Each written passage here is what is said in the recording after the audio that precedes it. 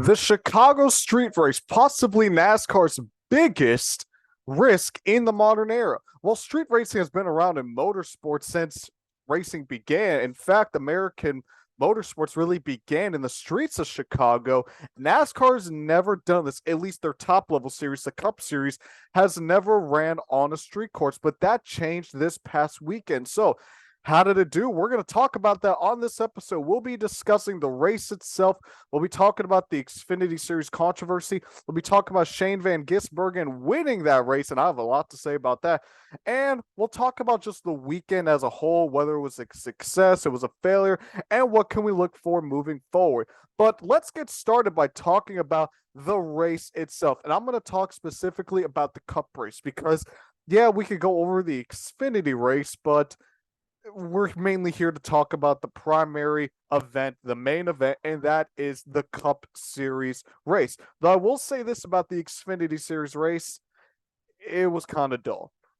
I don't think the top 3 or 4 positions changed at all throughout the race. We'll talk a little more about the Xfinity Series race as a whole in terms of the finish or lack thereof later on. However, it was really not much passing. Cole Custer led every single lap of that race, which was the first time, I think, in the top 3 series since I believe it was Jeff Burton back in 2000 in New Hampshire in the Cup Series. That was the last time a driver did that, at least in NASCAR.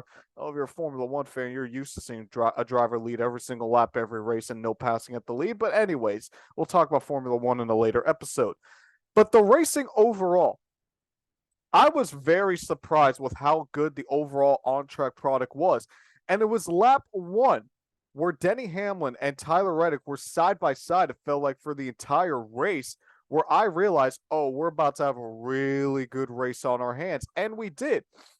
While, yes, Christopher Bell did pull away, once he got the lead, it's not like he cleared himself of the field. You saw Reddick who was putting pressure on him. You saw a couple drivers like Kyle Larson was making his way through the field. It never felt like let's put it this way.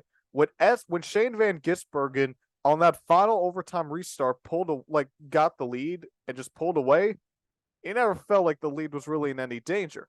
However, with Bell, I always felt like, okay, Reddick could get there. Larson could get there. Justin Haley could get there. It never felt like Bell was just clear cutting away, going to pull away to like a 5, 6, 7 second lead, and no one was going to touch him, even though he did end up leading the most laps in the race. And it's not like drivers couldn't pass either. While, yes, they were on vastly different strategies, especially with, the race being shortened to 75 laps. Folks, you got to remember, SVJ, he had to come from, I believe it was 20th or 16th, once NASCAR made that call, and he had to work his way through the field to get that lead and to end up getting that win. And he did that beautifully. I mean, it felt like you saw Christopher Bell make mistakes, and he was on the same strategy. It took Kyle Larson, who he was also on the same strategy, a little more time to work his way through the field. There were passing opportunities. Now, before you guys say, oh, of course, because it was strategy. Well, here's my thing, and here's what I could constitute if it's a good race, especially if you're able to pass. If the faster car, however they may be faster, whether it's by setup or better tire life or you name it, or whether the car in front has an ailing issue, if you are clearly able to pass, if the faster car is able to clearly work his way through the field, I consider that a good track or good package or good race. I mean, folks, let's be honest here. The short track package has kind of been meh. The road course package, for the most part, has kind of been meh. Not here in Chicago. In fact, I think in terms of short tracks, maybe besides Richmond, and definitely in terms of road courses, clear cut in the way the best that this package has offered this season. Again, the only one that might come close is Richmond. And in terms of just on-track product, you had everything. You had the passing. The leader can never really get away. And you had guys make mistakes. That has been the one knock on NASCAR really since the 550 package was introduced a couple years ago back in 2019, is that it doesn't feel like the drivers, it feels like the cars are too easy to drive and they're not being punished for their mistakes. Well, just ask Noah Gragson how many times he was punished. Just ask Kyle Busch, even though he managed to finish top five, but he had to work his way to get that top five finish. Look at a guy like Bubba Wallace, you name it, Truex, Bell, multiple drivers. If you weren't on your A game, you were going to be caught up. And that, in my opinion, constitutes a good track and a good package. So I think from the overall racing product itself, I would give the Chicago Street Course. It's tough because you do have to put the caveat that there was rain. So with that caveat, like, would we see this exact same product if it was clear skies? Probably not. I think we would have seen something better than Xfinity, but closer to Xfinity. I'd probably give it a B plus to an A minus. Again, the only reason I don't give it an A or an A plus is that caveat of, well, we were in the rain after all. So that's the overall racing product. Now let's move on to the Xfinity Series call. Because if there's one thing NASCAR, at least officiating wise, really likes to do, is they like to make up calls as they go along, or they love to pull the gray areas in the rule book, which is the judgment calls. Now, it is a street course, and from what the reports sounded like is that NASCAR wasn't going to really be able to have this race after the Cup race. So people who might be saying, oh, they could have just ran the Cup race and then moved Xfinity to Monday. That didn't sound like that was a possibility. And plus, let's be honest here, folks. How many of those folks in the stands would have stayed extra for the Xfinity Series race after the Cup race was already done and after all the concerts already got canceled? Are they really going to stay for a second tier race that had basically nothing going on up until that point? Probably not. And there are some people who might have said that, well, why didn't NASCAR just run 2 laps under caution just to make the race official? And, well, we saw the videos, we've seen the pictures where it was basically a torrential downpour. And I was telling one of my friends at the gym this, where if you ever want to know if there's going to be rain in the area, just check to see if NASCAR is going to be in the area also. If NASCAR is in the area, there's a 90% chance it's probably going to rain. Because, of course, Chicago, was experiencing a record drought, experiences record downpour when NASCAR arrives, because that's just NASCAR's luck nowadays. But I will say this. NASCAR was kind of in between a rock and a hard place. Because even if you run the last 2 laps under caution, to me that feels kind of cheap. Like, yeah, even if you tell the fans ahead of time, hey, we're going to run these last 2 laps under caution, then we're going to call the race. Well, if you're a fan, you might be thinking to yourself, well, what's the point of me showing up then? If they're just going to have a parade for 2 laps, that's going to take 5 minutes basically, probably for both laps, and then nothing's going to happen after that. There really is no point in showing up then if you're a fan for those last 2 laps. And on top of that, or on the other hand, if you don't tell the fans anything and you just run the last 2 laps under caution and then you call it, well, you're doing a disservice to the fans because you're putting in the mind of the fans that, hey, we're going to get this race going. I don't know how we're getting this race undergoing considering they're 2 feet underwater, but we're going to get this race undergoing. And then they call it under caution, and then the fans are like, well, what the hell? We were promised action, we paid for action, and we don't get action. Then you basically have a mini version of what happened at the Belgian Grand Prix back in 2021, where they ran, I think, a lap or 2 under caution, and then they just canceled. They basically just called the race then and there.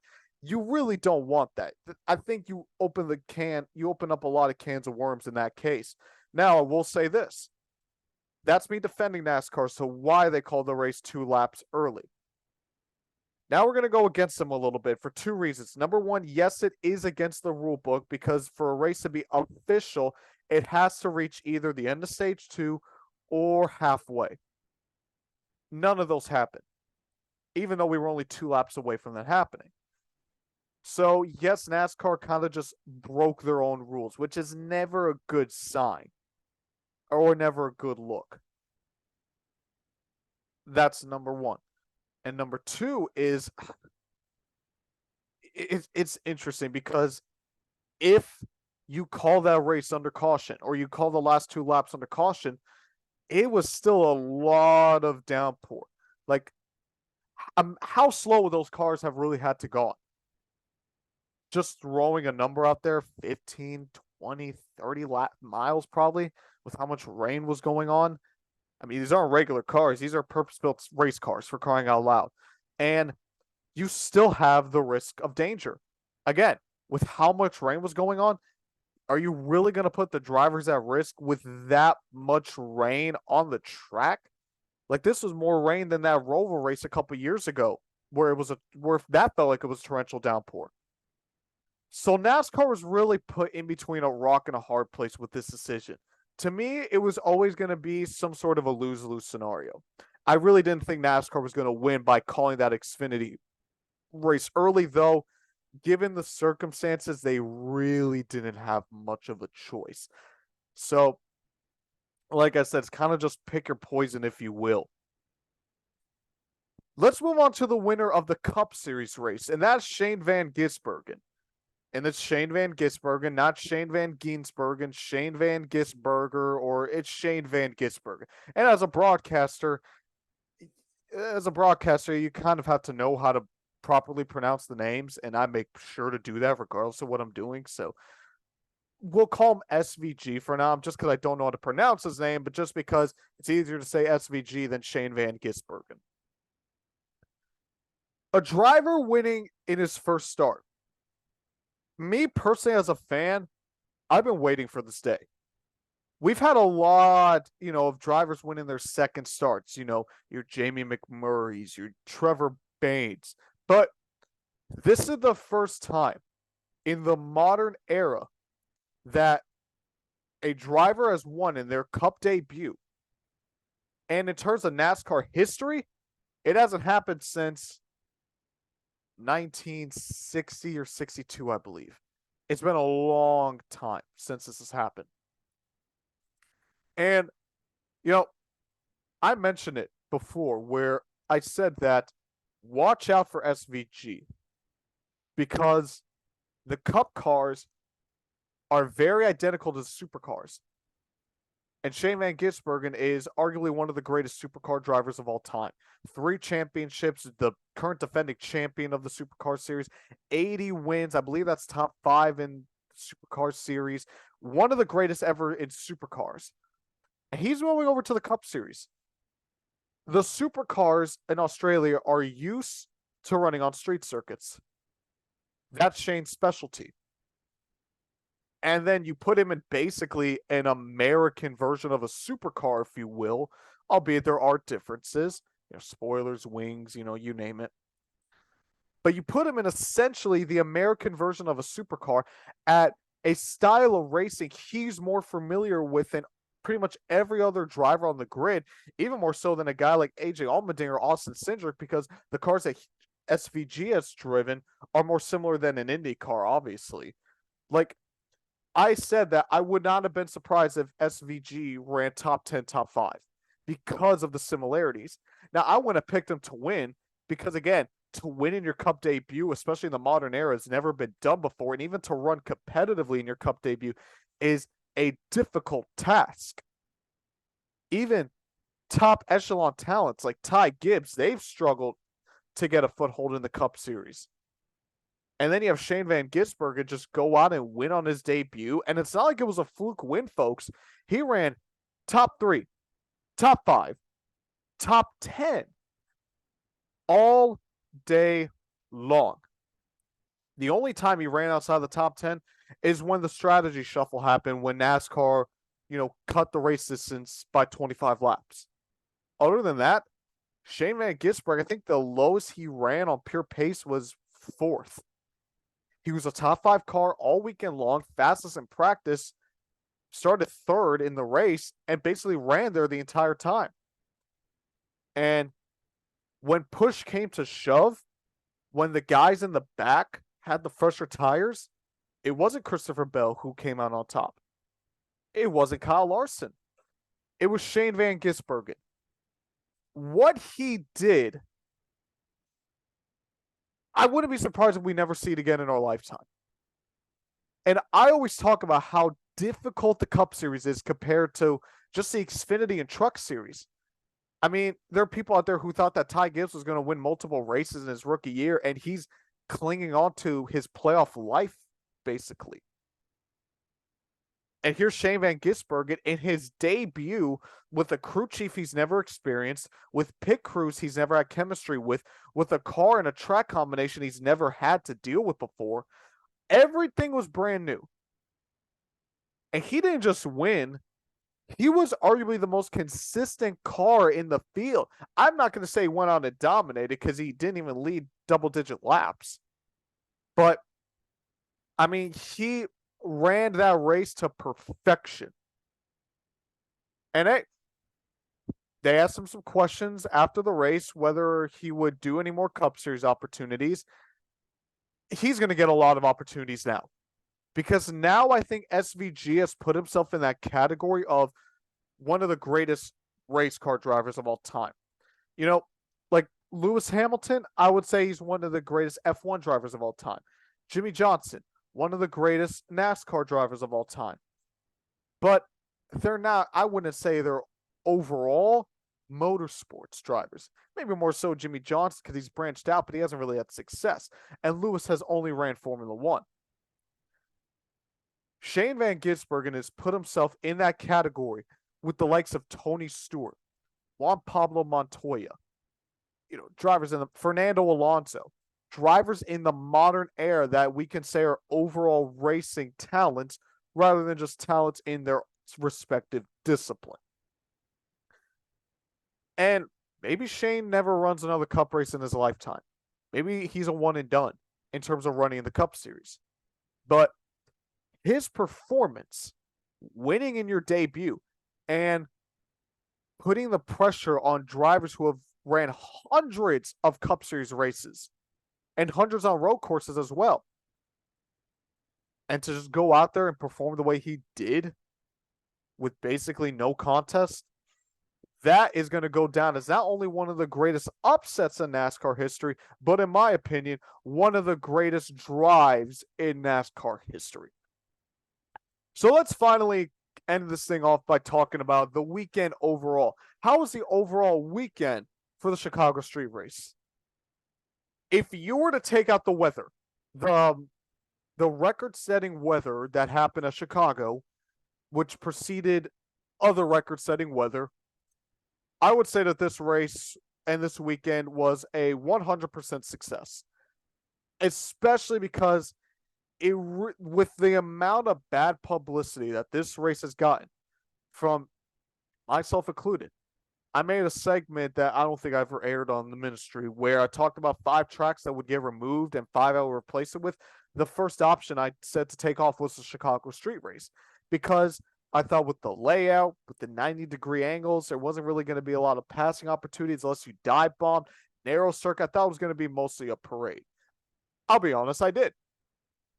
But, like I mentioned before in the first part of this video, multiple passing. There was action throughout the field. Yeah, the weather didn't help. Yeah, the traffic jam on Michigan Avenue with Kevin Harvick and Corey LaJoie, that didn't help. Though it was pretty funny, I'll admit that. I think everything else was a success. I mean, looked like over 100,000 people show up, and probably close to 50,000, or if not more, show up during the rain. You had genuine interest from the community. Over 80% of the ticket holders were first-timers, which means that probably all of them are from the area, the Chicago area. So you had the interest there.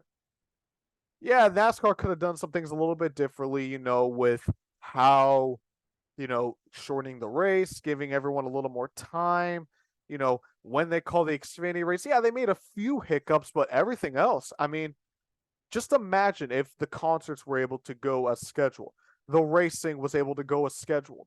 With it really did feel like all the negative publicity was just, dare I say, a vocal minority. Because if it went the way that we were making it out to be, especially on social media, they probably would have been lucky to have 20, 30,000 people show up. The racing would have been terrible, and all the drivers would be complaining. But it was the exact opposite. And in fact, I mean, the TV ratings came out. It was the most watched NBC race since Dale Jr.'s last race in 2017 at Homestead. Nearly 6 years. And that's what this race was able to pull. You think Road America is pulling those numbers? You think Road America is building this hype? You think Road America is going to bring this much energy to a weekend? And I liked Road America. I want Road America to be on the schedule.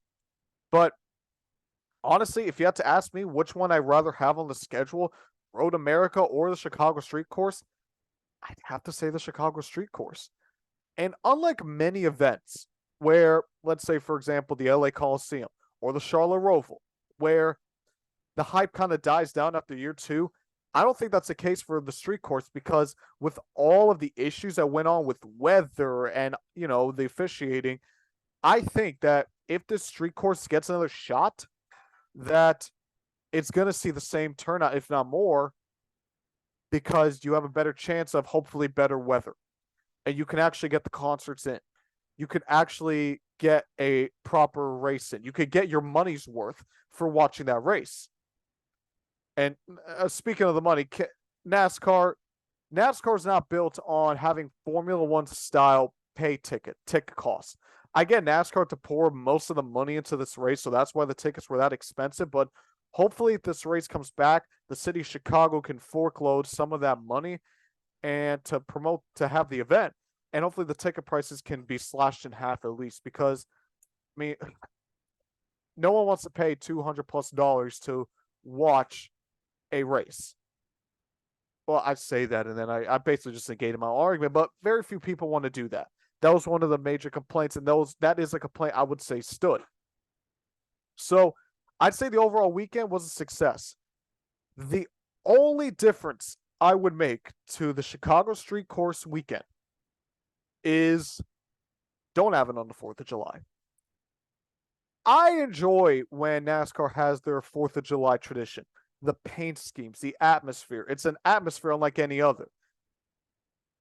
Now, it's never going to happen at Daytona, because not even Daytona wants the race to happen on 4th of July weekend, because they want an extra weekend of revenue. Before, they only had 2 with the 500 and 4th of July. Now they have 3 when you have the regular season finale at Daytona. Road America, in terms of a marketing standpoint, was probably about as good as you're going to get. I mean, you literally have America's birthday on Road America or at Road America. In terms of marketing, that was as good as you were going to get. So here's my solution. And I threw this out there last year, but I'll reiterate it. Have the 4th of July weekend at Atlanta Motor Speedway. That's about as close as you can get to having the July Daytona race back. And they just made the second Atlanta race a night race. So you have restrictor plate racing at night, albeit a little smaller, on 4th of July weekend. And Atlanta Motor Speedway, it's really been missing that. It used to be a crown jewel track. Really, that's kind of gone away over the past decade or two. What better way to bring that track back into the crown jewel discussion than have it on 4th of July weekend? I mean, I know there's still a lot of fans out there, from back in the 90s who wish that Atlanta Motor Speedway was still the regular season finale. I live less than an hour away from Homestead Miami Speedway. I wish that track was still the finale, but we still get in the round of 8, so there's a compensation. Why not have the compensation for Atlanta be the 4th of July weekend? You're telling me a 4th of July weekend at Atlanta? I would sign up for that in a heartbeat. And it's not like you have to do that much schedule shuffling. Just swap Atlanta for Chicago. Have 4th of July at Atlanta, and then have the Chicago Street Race. Can you imagine that? Having Atlanta, 4th of July at Atlanta, a crown jewel event. But the action isn't over, folks. Next week is another crown jewel event, the Chicago Street Course. I can't miss event. back-to-back can't miss events for both completely different reasons that's going to provide just as much action. I'm thinking of the marketing opportunities. That would be sensational.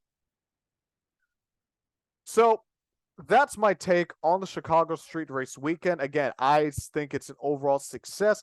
Yeah, there's a couple kinks that need to be worked out. Hopefully, Chicago welcomes NASCAR back. Based on what the talks are, they're kind of 50-50 about it. But even if they don't welcome, even if Chicago doesn't want NASCAR back, I mean, like Steve O'Donnell said, NASCAR could take their show anywhere. I mean, think about it. Maybe the LA Coliseum doesn't come back. Maybe they have a street race down the streets of LA, or they go to New York, or they go down to Miami, which they won't, but that would be pretty awesome. I will say, being completely biased. But I will say this before signing off. The one thing that I hope doesn't happen is that we don't have multiple street races. We kind of have that issue with the Roval. I enjoyed the Roval, the Charlotte Roval, as its own thing. The only Roval on the schedule, and I would have preferred it that way. Then we started adding the IMS Roval. Then we started adding the Daytona Roval. And then the Roval at Charlotte kind of lost its luster because of that. I hope we don't go to multiple street courses. I want the Chicago street course to be, or any street course that we go to be the only street course on the schedule. To give it that prestige. To give it that this is the only opportunity that you could say that you won at a street course in NASCAR. This is the only opportunity that you could say that you go to a street course in NASCAR. I want the street racing in NASCAR to hold that prestige. I don't want it to lose that prestige like the Roval did.